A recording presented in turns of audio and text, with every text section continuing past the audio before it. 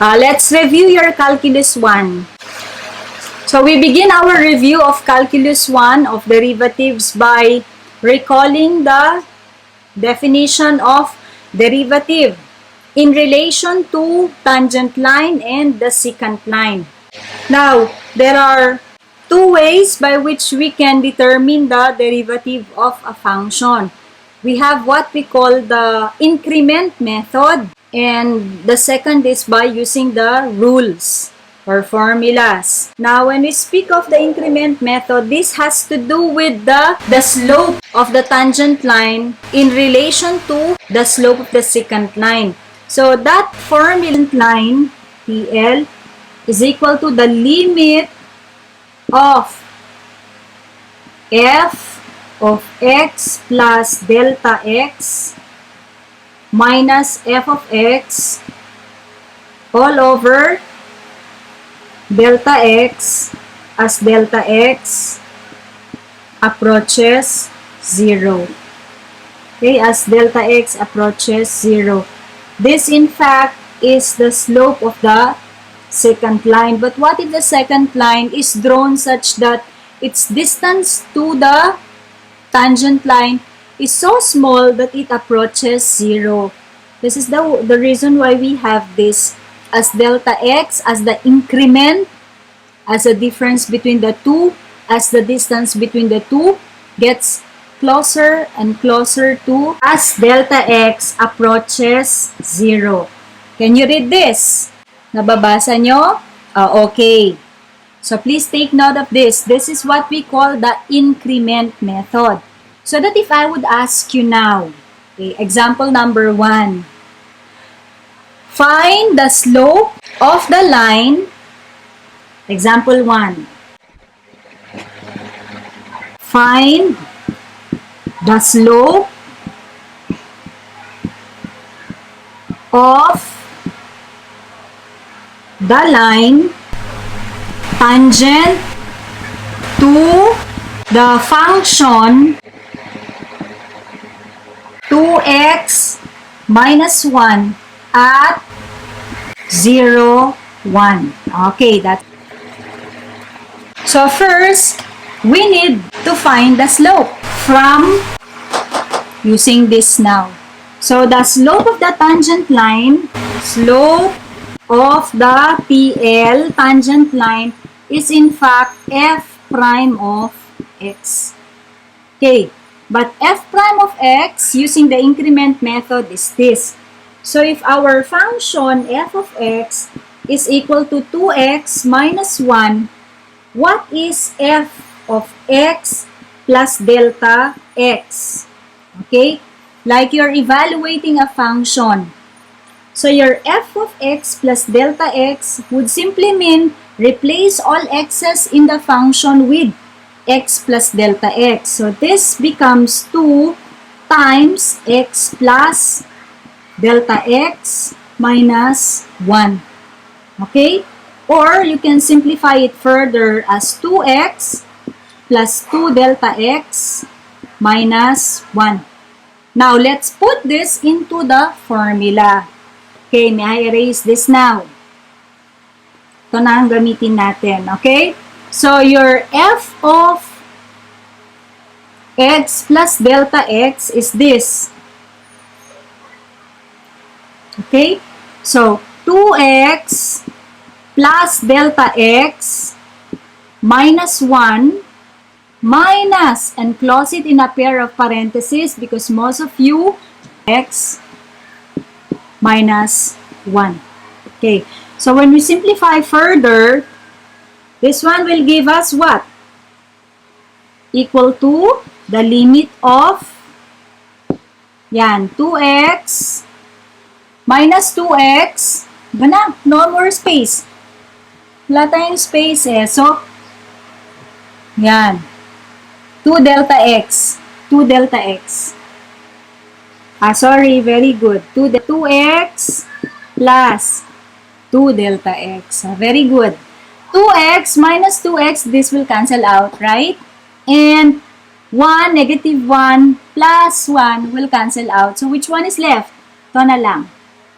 Okay? So, ang naiwan is 2 delta x over delta x as delta x approaches 0. Okay, from here, what should we do next? Obviously, delta x is common to both numerator and denominator. Cancel delta x. Good. So, this becomes limit of 2. Correct? Cancel out delta x, limit of 2 as delta x approaches 0. But from your limit theorems, your limit theorem says limit of a constant. Limit of a constant as x approaches any c, whatever this one is equal to limit of a constant is the constant itself. Okay, equal to 2. Okay, so f prime of x is equal to 2. Bakit? Limit of a constant is the constant itself. Or, looking into the given, look at the given. The given is y is equal to 2x plus 1, or minus 1, I should say. Remember, mx plus b? Your linear function takes the form f of x is equal to mx plus b, right? Oh, what does m represent in that form? That's your slope-intercept form. Slope-intercept form. This really is the slope. Okay? So, that's the slope. So, 2 therefore is the slope of the tangent line. Slope of the tangent line. Okay, one last example before we proceed to the rules of differentiation. Can you do it on your own? Find the, hindi na slope of the tangent line, derivative na ang gagamitin nating term. Okay, find the derivative of f of x is equal to x squared using this method. Find the derivative of the function. Yan. Find the derivative using the increment method. Okay, so from our formula, once again, increment method, f prime of x is equal to the limit of f of x plus delta x minus f of x over delta x as delta x approaches 0. So, f prime of x is equal to the limit of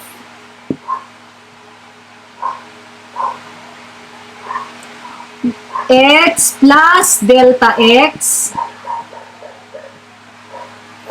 squared minus x squared all over delta x as delta x approaches 0. Okay, let's expand the binomial. F prime of x equal to limit of, expanding the binomial, we get the square of the first, x squared, plus twice the product of the first and the second is 2x delta x, plus the square of the last term, delta x squared, minus x squared all over delta x as delta x approaches 0. Okay? X squared minus x squared will cancel out. Okay? So what will remain? Limit of 2x delta x plus delta x squared all over delta x as delta x approaches 0. Limit of, take note that delta x is common to both. Okay? Delta x is common to both, factor it out.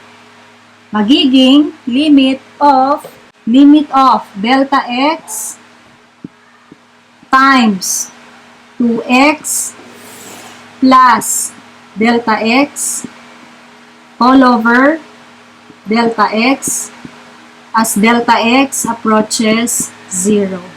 Next, delta x with delta x will cancel out, leaving limit of 2x plus delta x. Okay? 2x plus delta x as delta x approaches 0. Now, we simplify or evaluate the limit. Since this does not contain delta x in it, then this is regarded as a constant.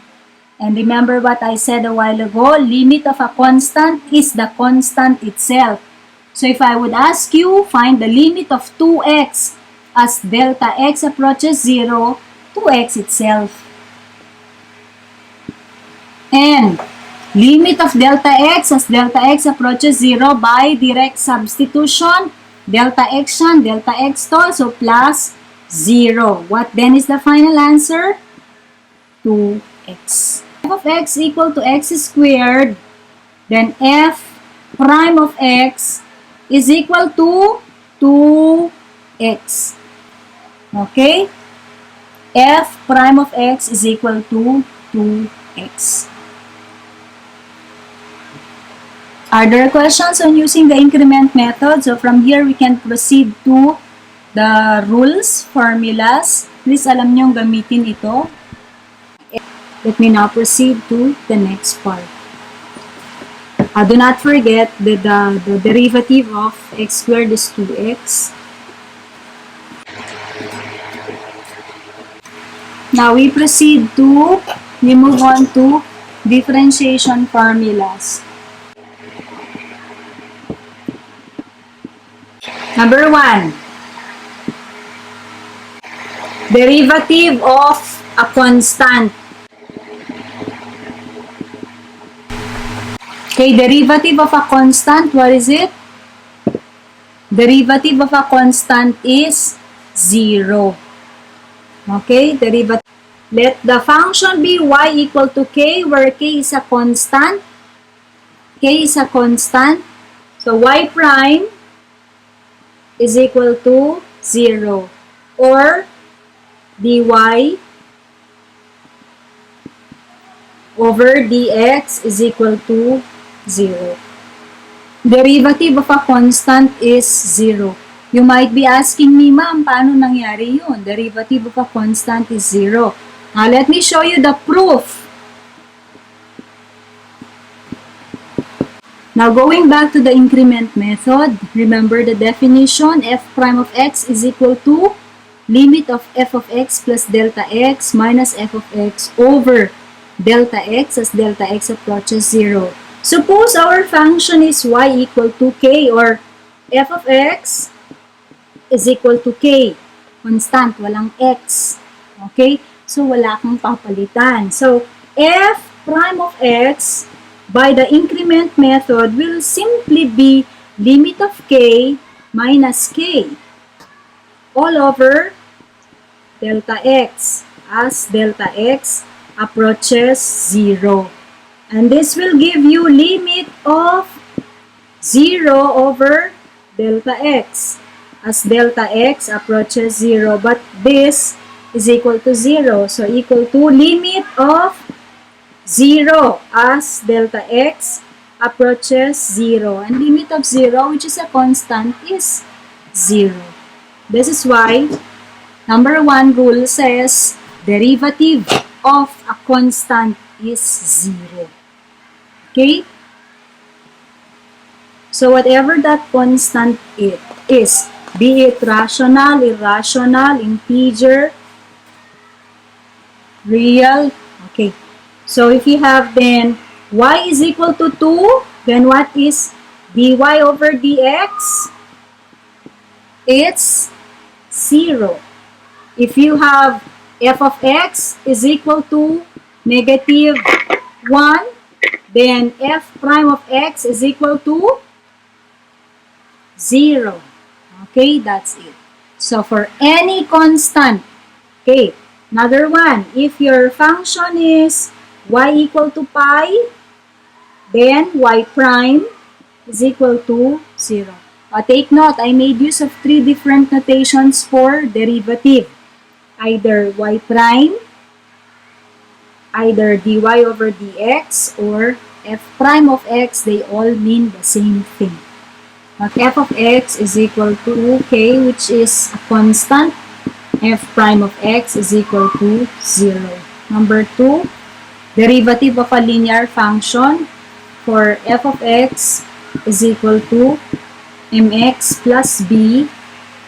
Its derivative, f prime of x, is equal to m. And then derivative of b, which is a constant, is 0. So, for instance, actually prior to this, I should have given you the sum and difference of 2 functions, but maybe have it for the next rules. So, if you have then f of x is equal to 2x minus 1, so from here, f prime of x is equal to 2, okay, and the derivative of negative 1, which is a, I blurred daw siya, which is a constant, is 0. See, number 3, power rule. It's power rule to differentiate x squared.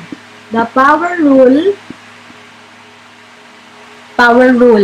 implies or says if f prime of x is equal to x raised to n, then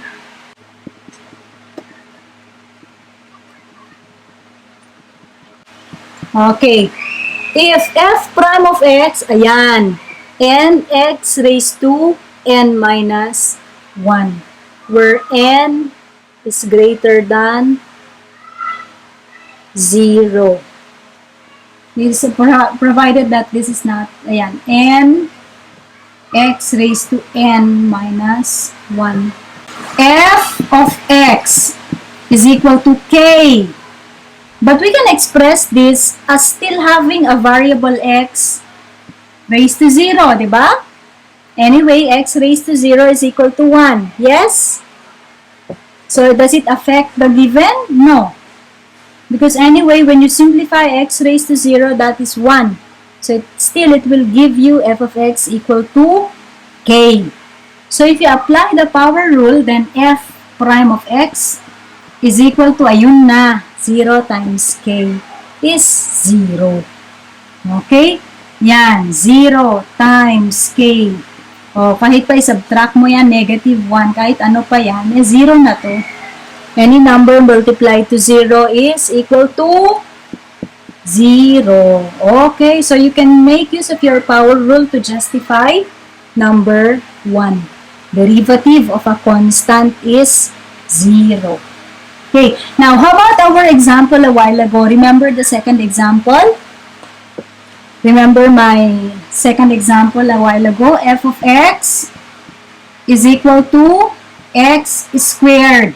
And now using the power rule, then f prime of x is equal to, bring this down, to x raised to, subtract 1 from the exponent, 2 minus 1. So your f prime of x is equal to 2x.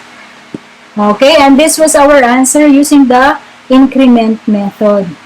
This is why I was, I emphasize beforehand that there are 2 ways by which we could find the derivative. The long method, which is your increment method, finding the slope of the tangent line, and by using our formulas. But this is an easy way. Yes? Okay, what if I ask you to find the derivative of a quintic function or a higher order function that will require expansion with more terms? That will entail much of your time. But with the use of your power rule, you can easily find the derivative. Okay? In fact, we shouldn't be limiting it to greater than 0 because this can still be used even if our exponent is a negative. For instance, we have f of x is equal to 1 over x squared. Most of you said n should be greater than 0, but in fact, we can use it even when n is less than 0. Okay? Nagagamit pa rin naman yan even when n is less than 0. From your laws of exponents,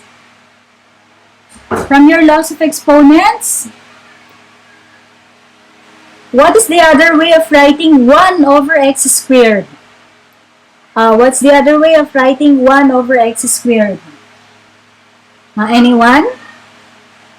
What's the other way of writing 1 over x squared from your laws of exponents? X raised to negative 2, di ba? Okay. So, f of x is the same as x raised to negative 2. Pwede bang gamitan ng power rule? Yes.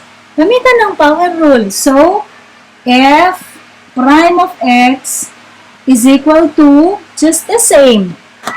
Copy the exponent, bring it down, it becomes a factor, multiplied to x, and then deduct 1 from the exponent. So it will be negative 2 x raised to negative 2 minus 1. So your f prime of x is equal to negative 2 x raised to negative 3. Or, how is that when you simplify it? Okay, when you simplify it, I mean expressing it without negative exponent, that will be negative 2 over x cubed. Yes? That will be negative 2 over x cubed. Ito, sagutan nyo. Using the power rule, y equal to, or f of x equal to, square root of x. Sige, square root of x. Para meron tayong problem number 1. A na lang kasi we use 1, 2, 3. Problem number, letter B. And then letter C on your own. F of x is equal to the square root of x. 1/2 x raised to negative 1/2. Tama. Okay? 1/2. Carlin, mali yung 1/2 na exponent. Negative 1/2. Tama si Jeric. Okay? Jeric got it right. 1/2 x raised to negative 1/2. Okay? So, f of x equal to the square root of x. Okay? But there is another way of writing this. You can write this also as x raised to 1/2.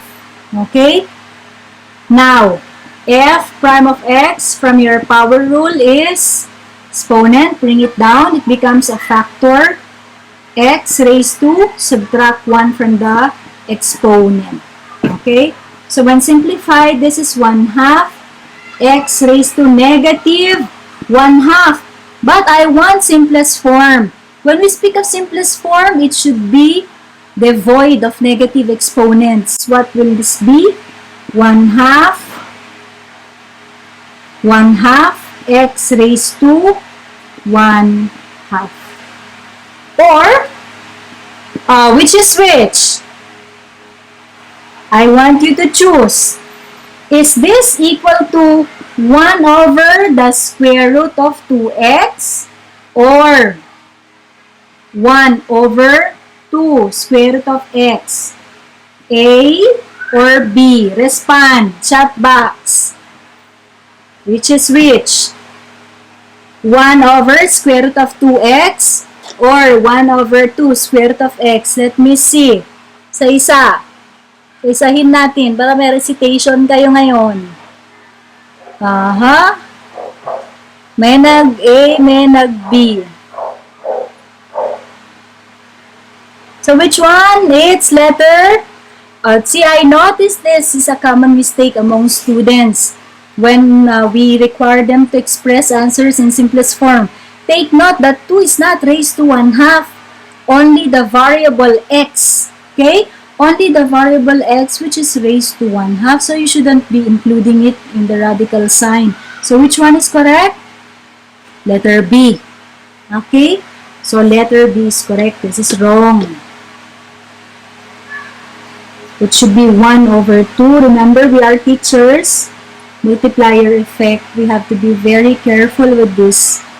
Okay, this is a common mistake I observe among students. So 1/2 square root of x. But for carelessness, some would write as their final answer 1/the square root of 2x. Okay? Okay, now we proceed to the next. Sum rule and product rule. Mamaya yung generalized power rule, mamaya na yun.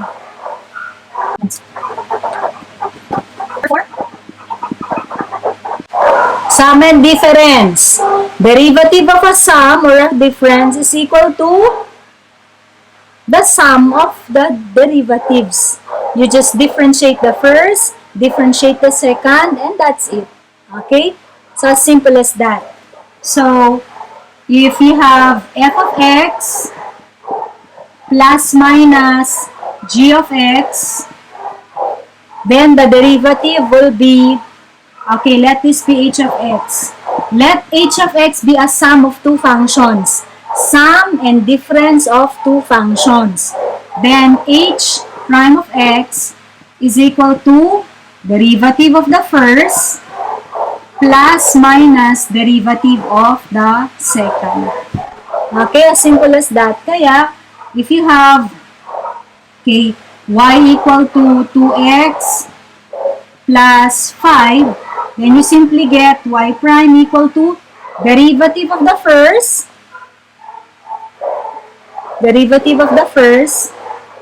is 2 plus derivative of the second, which is a constant. Rule number 1, derivative of a constant is 0. So, y prime is equal to 2. Yes. So, let this be example A. So, if you have example B, if you have y is equal to, let's combine now. X squared minus x plus 5. What will y prime be? Will this be? Y prime of x will be? Ayan. It's a different sum. Okay? Sum difference of three functions. So this will be from your power rule. Y prime will be 2x minus, what is this constant here? Though it's not written, assumed to be 1. And derivative of a constant is 0. Okay, so this is for sum and difference. Ito na, paano yung product? Okay, pag sum and difference, easy. Derivative of the first plus minus derivative of the second. Or if there is a third function, differentiate that function and perform the operation, be it subtraction or addition. Okay? Now, we proceed to the next rule. 5. Product rule. So, if we have the product of two functions, ito na. If we have two functions, h of x equal to f of x times g of x. Two functions yan. Product of two functions. What is h prime of x? Okay? For product, we have a different rule. It's not product, it's not the derivative of the first multiplied to derivative of the second. No. Okay? No. Because we have to follow the product rule. Again, we can prove the product rule using the increment method, but that is quite a long process and I don't have enough space. So h prime of x is equal to derivative of the first, or the first times derivative of the second plus the second times derivative of the first. Or in terms of your u and v, u dv plus v du.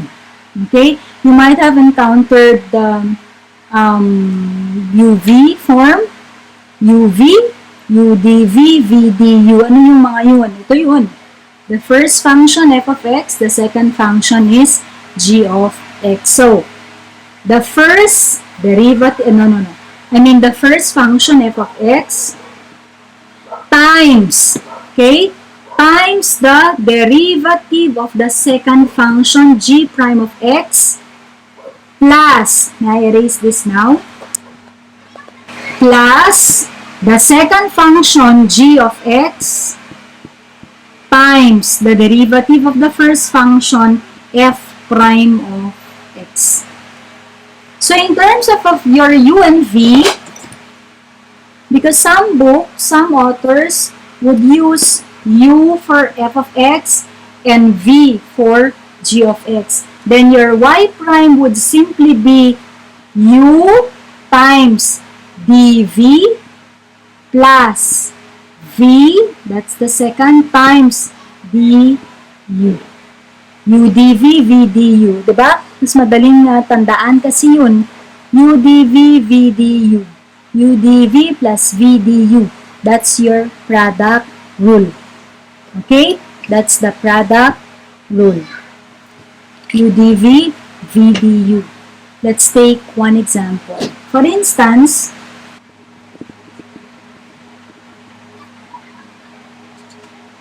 yan. It's a product. Diba? What's the operation between the two? Multiplication. Multiplication. If you want to use UDV, then it's alright. Now, I prefer using UDV this time because we don't have enough space in my board. So, I will let u be the first function 3x and let v be the second factor. Okay? Let v be x squared minus 1. X squared minus 1. Now, we differentiate respectively with respect to, or should I say, separately I should say, with respect to x. Okay, du will be what? Derivative of 3x. Remember, derivative of mx is m. Nawalan na sila po, unti-unti na ubos kayo. Derivative of 3x is 3. Correct, Jomar. Okay? Next, dv, derivative of v with respect to x is derivative of x squared. Kanina, yan. 2x. Okay? And derivative of 1, which is a constant, is 0. So, applying the product rule.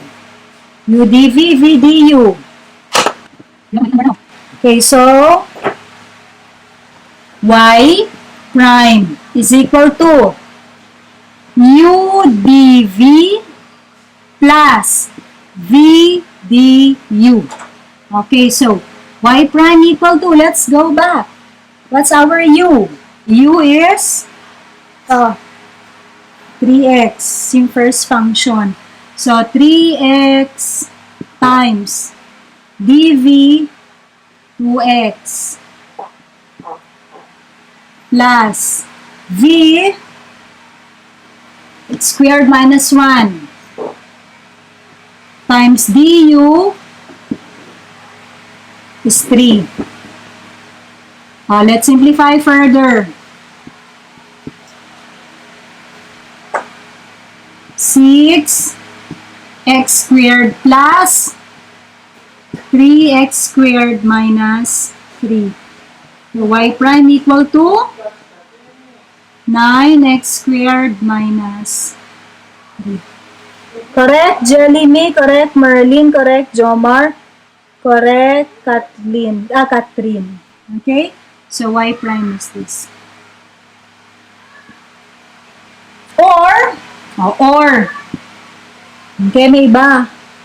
Go back to the given. If you can multiply, then you can multiply. So go back. The given is y equal to 3x times x squared minus 1. Simplify further.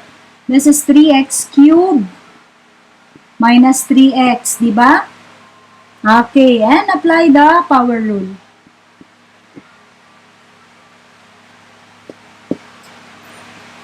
9x squared. 9x, yan pala. 3 times 3x raised to 3 minus 1 minus 3. Which is 9x squared minus 3. Okay, 9x squared minus 3. Are there questions here? Okay. Let this be letter A. What if the function takes the form f of x is equal to k x raised to n? Ito, hindi ko pala na-discuss. Ano? K, this is a constant. Then f prime of x is equal to n times k x raised to n minus 1. Kaya if you have f of x equal to 3x to the 4th power, what will this be? 3x to the 4th power, what will it be? It will be 4 times 3x raised to 4 minus 1, which is f prime of x, which is 12x cubed. Oh, now, let's apply the product, sum, difference. Answer this. Find the derivative of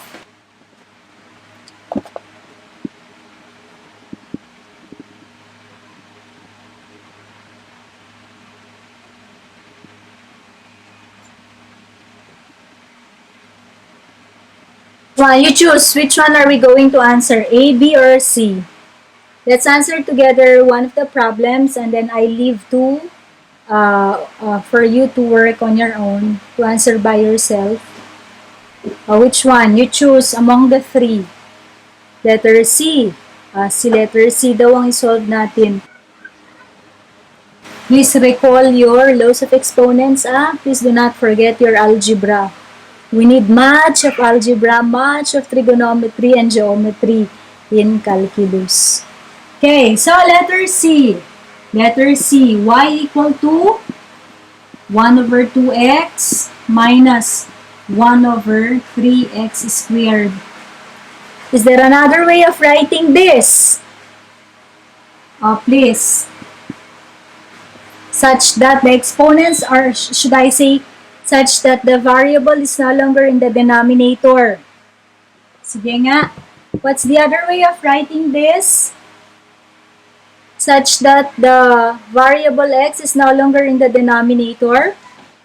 Jerick said 1/2 x raised to negative 2. Correct.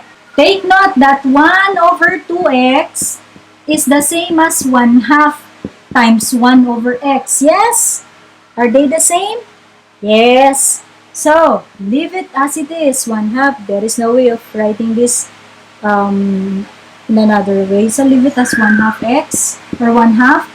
And 1 over x from your laws of exponents is x raised to negative 1. Ito, madaming estudyante ang nadadali dyan, kaya binigay ko sa inyo. Okay? Pag ibigay ko yan sa quiz, ilan lang nakakakuha. That's on purpose. That's the purpose why I gave this. Okay, variations. Because you might write this also as 2 raised to x raised to negative 1, negative 1. No, it's 1/2 x raised to negative 1. Okay, so 1/2 x raised to negative 1 minus 1/3 x raised to negative 2. Now, since this is a difference, then all we have to do is to differentiate the first minus the derivative of the second. Okay? So, y prime is simply constant times the power. You don't have to do it step by step na. If you can do it at once, negative 1 times 1/2 is negative 1/2. X raised to, subtract 1 from the exponent, negative 2. Okay, next. Negative 2 times negative 1/3 is plus 2 over 3. X raised to negative 3. But I won't accept answers of this form. You have to express answers in simplest form. And when is it in the simplest form? Get rid of the negative exponents. Okay, so y prime equal to negative 1 over 2x squared plus 2 over 3x cubed. This should be your final answer. Questions? Questions? Naintindihan? Okay, so ito na. Questions so far? Next. Tapos na tayo sa product. Mamaya? Magsama-samahin. Okay, quotient rule or your U over V. H of x is equal to the quotient of two functions. Let the numerator be f of x and let the denominator be g of x. Or yung inyong U over V na naman. Nandyan na naman sila. U over V. Okay. From your formulas, H prime of x is equal to, anyone? U V du minus U dV over, correct, Catherine. Okay? Denominator times derivative of the numerator minus numerator times derivative of the denominator over the square of the denominator. That is the quotient rule. Okay? Again, V du minus U dV over V squared. V, that's G of x times du, that's F prime of x minus U, that's f of x, times derivative of the denominator, g prime of x, all over the square of the denominator, which is g of x squared. Or in terms of u and v, this is simply your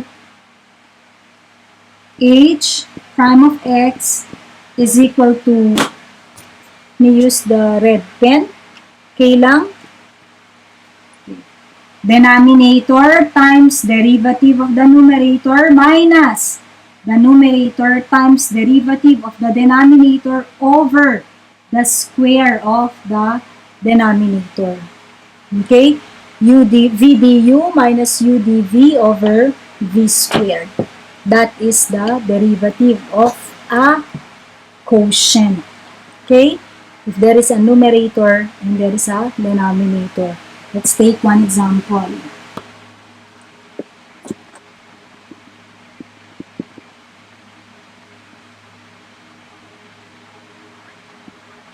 Let the given be y equal to x minus 1 over 2x plus 3. So take note that the given is a quotient. It has a numerator and a denominator. Let this be your u and let this be the v. Okay? So applying the rule, v du minus u dv over v squared. Then y prime will be what? Y prime is equal to v du minus u dv. V denominator 2x plus 3 du derivative of the numerator, derivative of x is 1. Minus u dv. U is the numerator, x minus 1. dv, derivative of the denominator, which is 2. All over the square of the denominator, 2x plus 3 squared. You may leave this in factored form. Do not expand it anymore. Okay, let's simplify. Y prime will be multiply this by 1. It's 2x plus 3 itself. Minus x times 2. 2x. Negative, negative. Be careful with this also. Times 2 is plus 2. All over the quantity 2x plus 3 raised to the second power. What will it be? Y prime equal to, this will cancel out. Yes? So what is left in our numerator? 5. Tama. 5 all over the whole of this. Bakit 1? O, Jeric, sabi ko na nga ba eh. You will get confused with this. Alam ko ginawa mo, minus 2. O, take note, you have to enclose this.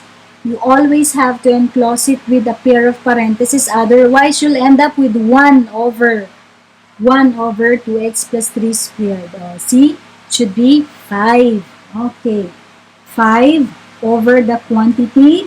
O, diba mistake nyo yun? Common mistake yun. Kaya inuulit-ulit ko, enclose it with a pair of parentheses. 2x plus 3 squared. Questions? Is there another solution? See if you mastered all the rules, merong makahanap na talaga ng iba pang solution. So lang ba ang solution? Meron pa. Pwede bang gamitin yung product rule? Pwede. Pero, gamitan yung generalized power rule.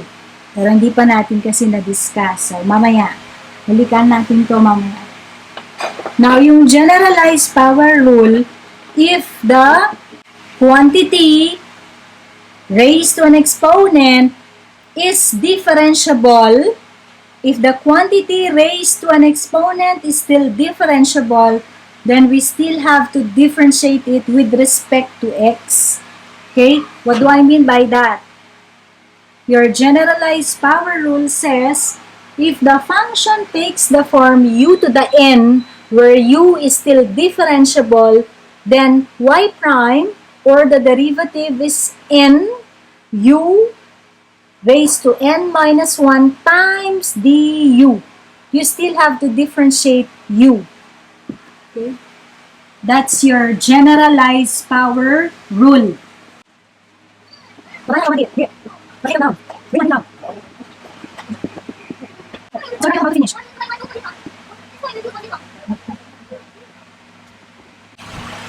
Okay, so your generalized power rule, if the function takes the form u to the n, where u, the quantity raised to an exponent is still differentiable, then y prime, parang in relation to the chain rule na rin ito eh. Chain rule or the composite, yes, those that involve composite functions, y prime is equal to n u raised to n minus 1 times du. For example,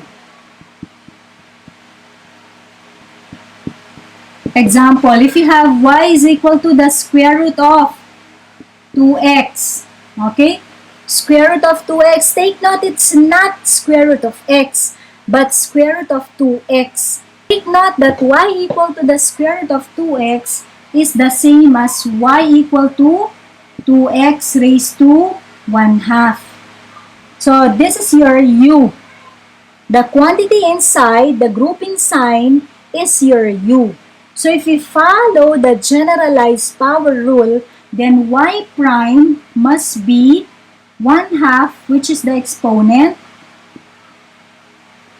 times u, which is the quantity under the radical sign or inside the grouping sign, which is 2x raised to, just the same, subtract 1 from the exponent, 1/2 minus 1 times, o ito na yun, times, differentiate mo yung nasa loob, times the derivative of the quantity inside the grouping sign. So, derivative of 2x is 2. Okay, times 2. So, we should not end up with this, huh? It's not 1/2 times 2x raised to negative 1/2. No. We still have to get the derivative of 2x, which is 2. Now, further simplification, canceling out 2 here because this appears in the denominator, or when you multiply 1/2 by 2, that is equal to 1. So, what is left? Y prime is equal to 2x, the whole of it is raised to negative 1/2. 2x raised to negative 1/2, or 2x raised to negative 1/2, which is equal to 1 over the square root of 2x. 1 over the square root of 2x. Did you understand that? Naintindihan nyo yung generalized power rule? Kung yung nasa loob ay differentiable, you continue differentiating it with respect to the variable. Okay? Okay. So now we proceed to the, going back. Ito yung given natin kanina. Take note of the answer, Okay, another example then. Basta ito, wag nyo kakalimutan na the answer is 5 over 2x plus 3. So, another application of your generalized power rule. Sige. Basta tandaan natin yan, kasi sagutin natin mamaya ulit ito ng another technique.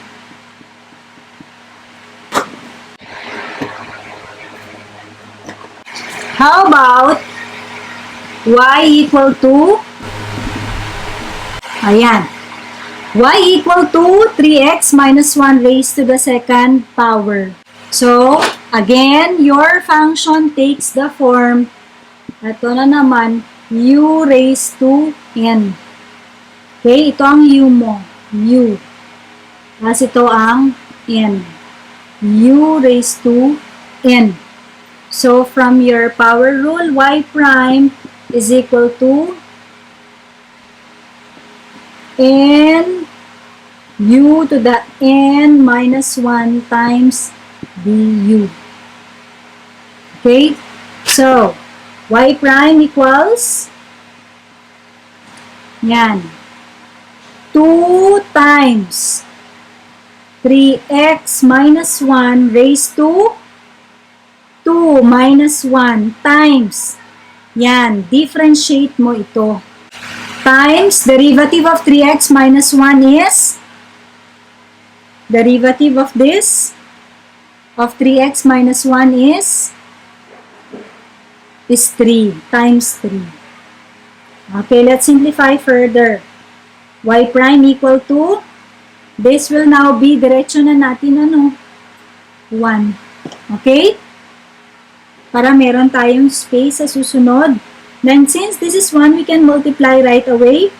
2 times 3 times 2 times 3 times 3, because this is multiplication. 2 times 3x, 6x, times 3 is 18x. 2 times negative 1, negative 2, times 3 is negative 6. You get it? Arlene got it. Catherine, Jeric got it. 18x plus minus 6. Now we can check if you want to verify your answer, then you can expand. Okay, you can always expand. So this is good thing also. If you know very well your algebra, then you can manipulate. Look at the given. If you forgot, for example, the generalized power rule, then you can expand the given. Okay? So, tingnan natin kung pareho ang sagot. If we expand the given, then y equal to 3x minus 1 squared. When you square a binomial, what will this be? When you square this binomial rather, squaring the binomial 3x minus 1 gives what? Okay, the square of the first, 9x squared. Okay? Minus twice the product of the first and the second, 6x. Plus the square of the first is 1. O, ngayon, di gamitan mo nung mga rules na nauna. Okay? Y prime equal to 2 times 9, 18. X raised to 2 minus 1, 1. No need to write. Minus derivative of 6x minus 6. Derivative of 1, 0. Pareho ba? Pareho. If you mastered your algebra, there are several ways by which you can attack the problem. This is why your algebra, I kept repeating this, I kept saying this, your algebra, your trigonometry, and your geometry came ahead or were offered prior to calculus because these are our tools. Okay? Okay? So, go back. Let's go back. Yung problem natin kanina sa quotient rule. Meron bang ibang paraan para sagutin yun? Y equal to x minus 1 over 2x plus 3. Ayan.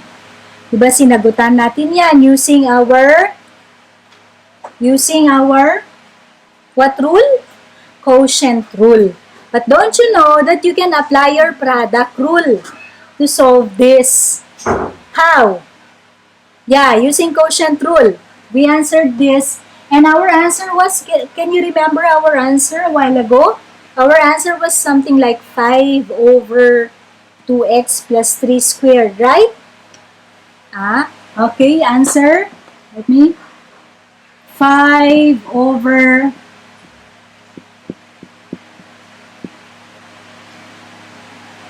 ito. Yan yung sagot natin, di ba? 5 over the quantity 2x plus 3 squared. Now, don't you know that we can use the product rule to answer this problem too? How? Express this as a product. Paano? Iakyat natin si denominator or express it into an expression raised to a negative exponent. Okay? So, you can write this as x minus 1 multiplied by or multiplied to, pag iakyat ko si 2x plus 3, what becomes of it?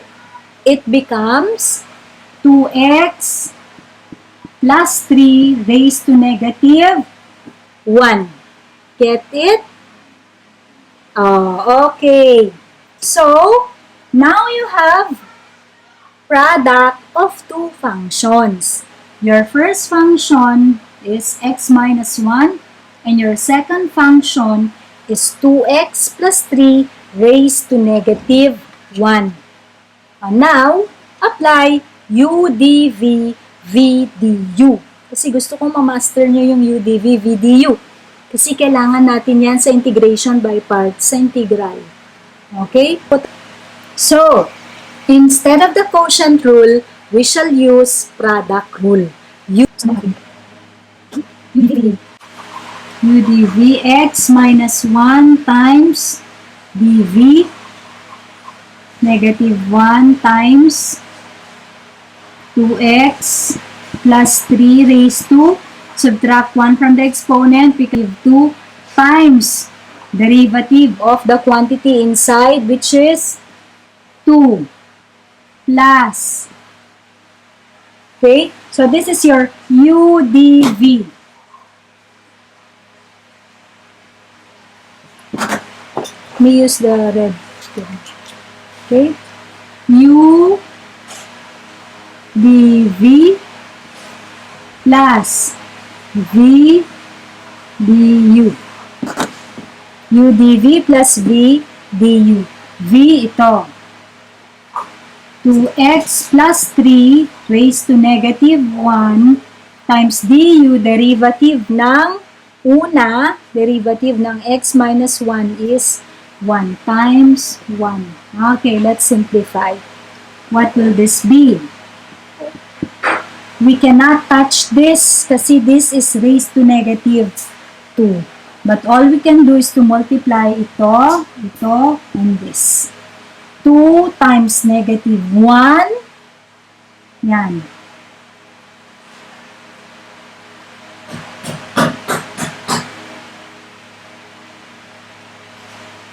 Are you following? So, x times negative 1 times 2 is negative 2x. Okay? Minus negative 1 times negative 1 times 2 plus 2. Okay? And close this in a pair of parentheses. Are you following? Yan, times 2x plus 3 raised to negative 2. Plus, ito, yan, 2x, or ano na, getting rid of the negative exponent since we don't have enough space. I will write this down na. I will move this down. The moment you see a negative exponent, you can write it in the denominator right away. So, ito all over the quantity 2x plus 3 raised to the second power. And this becomes plus 1 over 2x plus 3. Okay? Now, the question is, they don't have the same denominators. So, both numerator and denominator by this para yung denominator niya maging square din. So, I have to multiply both numerator and denominator of the second fraction by 2x plus 3 by 2x plus 3. And what will this be now? Y prime equal to negative, wag na to, negative 2x plus 2 over, ito as it is, 2x plus 3 squared plus, multiplying this, you get 2x plus 3 all over, multiply the 2, it will now be 2x plus 3, the quantity squared. So, the quantity 2x plus 3 squared. Their denominators the same now.